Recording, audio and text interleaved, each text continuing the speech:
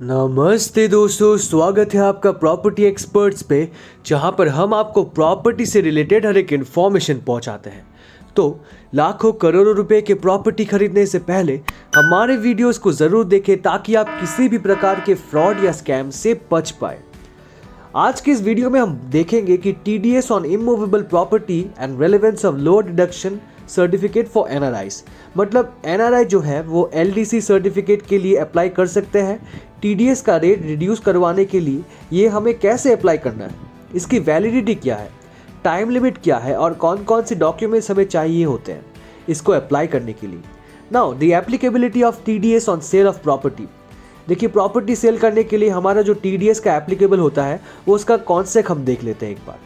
जब भी property purchase की जाती है, सबसे पहले बायर जो है टैक्स डिडक्ट करता है सेल कंसिडरेशन के ऊपर, और फिर जो बैलेंस अमाउंट बचता है हमारे टैक्स डिडक्ट करने के बाद वो सेलर को पे करता है। उसके बाद हम सबसे पहले रेसिडेंशियल स्टेटस हम चेक करेंगे सेलर की कि क्या वो रेसिडेंशियल इंडियन है या नॉन रेसिडेंशियल इंडियन है। उसके पास पर TDS का रेट एप्लीकेबल होता है। जो हमारा सेलर है वो इंडियन रेसिडेंट है तो हमारा tax has to be deducted at 1% of the sale consideration under section 194A if such transaction value is 50 lakhs or more. Whereas if the seller is a non-residential Indian, अगर seller हमारा non-residential Indian है तो उस case में tax has been deducted at the rate of 20% of the sale consideration, irrespective of the transaction value of the property.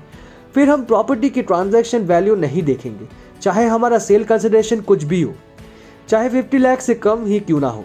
In case of NRI seller, उस case में the seller has to be deducted by the buyer even if the value of the property is less than 50 lakhs. This amount deducted by the buyer is then required to be deposited with income tax authorities on the behalf of seller. Now let's come to the concept of the lower deduction of tax. In some cases the TDS amount might be more than the seller's actual tax liability. जो seller की actual tax liability है उससे ज़्यादा हो जाता है या फिर TDS का amount. In such a case, the assets will have to face difficulties, as they would be required to pay taxes in the form of TDS, even after not having any taxable income for the year, which they end up claiming as a refund. जब तक refund receive नहीं होता तो जो हमारा TDS का amount है जो हमारा funds में है वो block हो जाता है। Such a situation leads to unnecessary blockage of funds till the refund is received.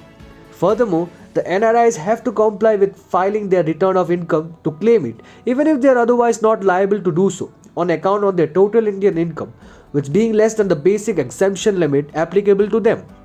इसकी वजह से NRI की कभी उनकी जो इंडियन इनकम है उनकी बेसिक ट्रांजैक्शन लिमिट से कम है तो उस केस में उन्हें इनकम टैक्स नहीं करनी पड़ती, लेकिन जो उनका फंड है वो एज अ TDS में ब्लॉक हो गया है, उसको रिफंड करने के लिए उन्हें इनकम टैक्स फाइल करनी होगी।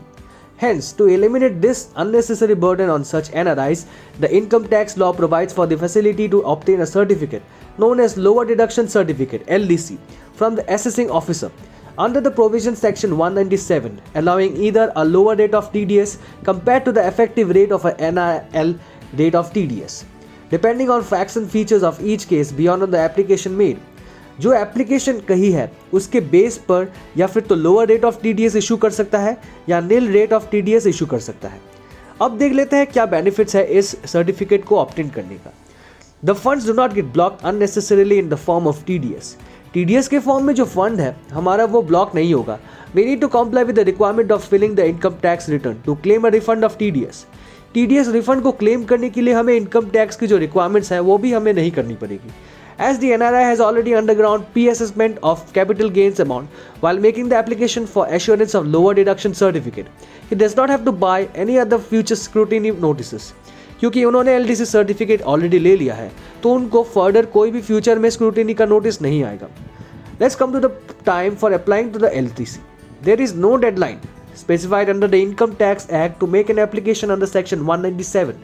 इसकी कोई स्पेसिफिक डेडलाइन नहीं होती सेक्शन 197 में, लेकिन however the NRI should make sure that he applies at least 25 to 30 days before selling the property, as the income tax officer would take his much time for verifying the documents. जब वो property cell कर रहा है तो उसके 25 से 30 दिन के पहले उसको उस सर्टिफिकेट के लिए अप्लाई कर देना चाहिए, क्योंकि इनकम टैक्स ऑफिस के डॉक्यूमेंट्स को वेरीफाई करने में थोड़ा सा टाइम लग जाता है। अब LDC की जो हमारी वैलिडिटी है वो कब तक की जाती है? जो लोअर डिडक्शन सर्टिफिकेट है वो एक पर्टिकुलर फाइनेंशियल ईयर के लिए इशू किया जाता है। ये इशू किया जाता है उस ईयर से लेकर till the end of the relevant financial year unless cancel by the assessing officer before it's expiry.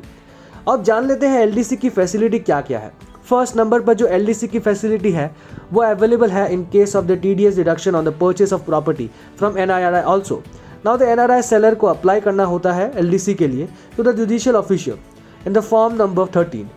जब एओ को एप्लीकेशन रिसीव करनी होगी 30 डेज के अंदर सर्टिफिकेट इशू करना पड़ेगा। Now based on the lower deduction certificate the buyer of the property would be reliable to deduct the TDS on the total consideration. जब ये सर्टिफिकेट आ जाता है उस केस में जो बायर है उस रेट में टीडीएस डिडक्ट करना पड़ेगा। जो सर्टिफिकेट में हमारा रेट मेंशन है उसी रेट में बायर को रेट डिडक्ट करना पड़ेगा। अगर जो प्रॉपर्टी हम परचेज कर रहे हैं उसके अगर 2 सेलर हैं तो both seller will be required to fill form number 13 to get the certificate issued. If the seller does not opt for this certificate, he will have to refund or apply for a refund of the excess TDS deducted by filling the income tax return at the end of the year. Mobile number and email ID of the applicant, copy of ITR and computation of income and Form 26AS of last 3 years. Copy of bank statements reflecting payment for the purchase of property agreement to the sale of property purchase deed of the original document builder statement. Proof of NRI, passport or any other document signifying the residence of the applicant abroad. Supporting documents if claiming exemption under Section 54 power of attorney should be signed by the applicant and his or her authorized representative. Once the application is filled successfully, the assessing officer will review the documents information submitted and ask for further queries and documents before issuing the certificate or rejecting this application. On being satisfied that lower deduction of TDS is justified, he or she shall issue a certificate for the same under Section 197. On successful issuance of the lower deduction certificate, the TDS will be deducted as per the TDS rate stated in the certificate. This certificate would be issued online and the taxpayer can download it from the income tax portal. दोस्तों उम्मीद करता हूँ कि आपको ये आज का video अच्छा लगा होगा। आशा करता हूँ कि आप बहुत सारे नई चीज़ों के बारे में जाने होंगे। हमारे सारे वीडियोस को ज़रूर देखें ताकि आपके मन में कोई भी डाउट ना रहे प्रॉपर्टी से रिलेटेड। Thank you.